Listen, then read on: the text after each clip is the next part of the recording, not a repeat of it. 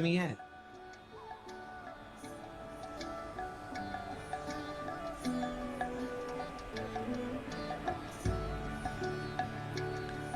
भगवान देवाधिदेव महादेव का आज बसंती पुष्प से सरसों का जो फूल होता है 108 सरसों के पुष्प से भगवान शंकर का श्रृंगार किया जाता है या शिव को समर्पित किया जाता है।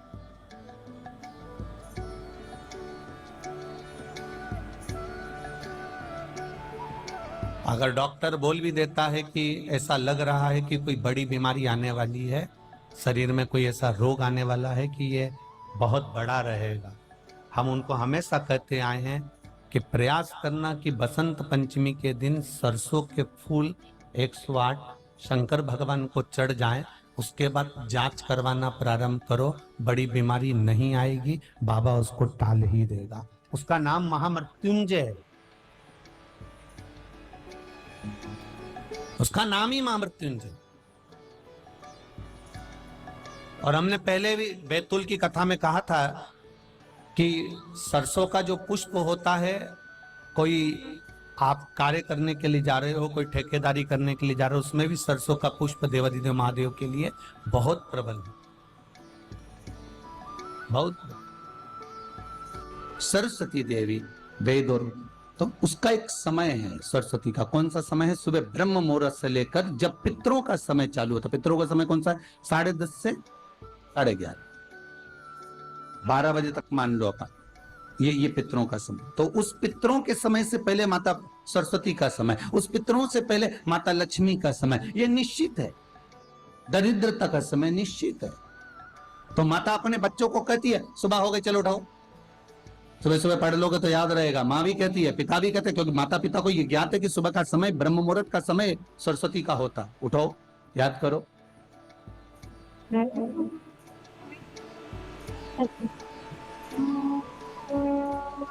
उठाया गया, बच्चों को पढ़ाया गया।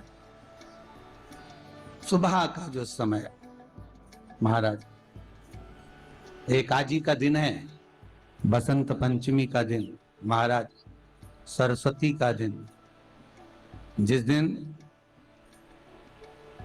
जो बच्चा पढ़ने में कमजोर होता है उसके हाथ से बसंत पंचमी के दिन सरसों के 31 फूल शंकर जी को चढ़ा दिए जाते हैं, तो बच्चा पढ़ने में अव्वल निकल जाता है।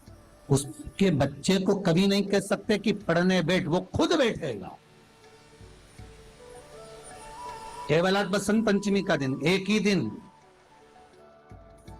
दिन चढ़ता है। सरस्वती जी का एक नाम शारदा है। क्या नाम है? जम के बोलिए जरा। शारदा।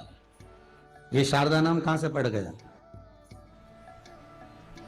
सरस्वती माता को शारदा नाम किसने दिया था? भाई नामकरण होता है तो हमारे यहाँ तो आज भी नियम है हमारा, ये बुआ कोई नाम बताती है, मामा जी कोई नाम बताते हैं और दादाजी कुछ बोलते हैं, कोई बोलेगा टिक्कू, कोई बोलेगा पिक्कू, कोई बोलेगा कुछ, सबके नाम अपने अपने रहते हैं, कोई प्रेम से क्या बोलता है। तो सरस्वती का शारदा नाम किसने प्रदान किया था? माता सरस्वती को शारदा संबोधन किसने दिया था? माता सरस्वती को शारदा का संबोधन किस समय पर प्रदान किया गया था? जिस समय पर शंकर और पार्वती भ्रमण पर निकल रहे थे और भगवान ब्रह्मदेव सरस्वती को ढूंढ रहे थे, और माता सरस्वती को ढूंढते हुए ब्रह्मा जब भगवान शंकर की साक्षी में पहुंचे हैं, तब भगवान शंकर से ब्रह्मदेव ने कहा आप कहीं सरस्वती को देखें तो मुझे भेजिएगा, मेरे पास में भेजिएगा।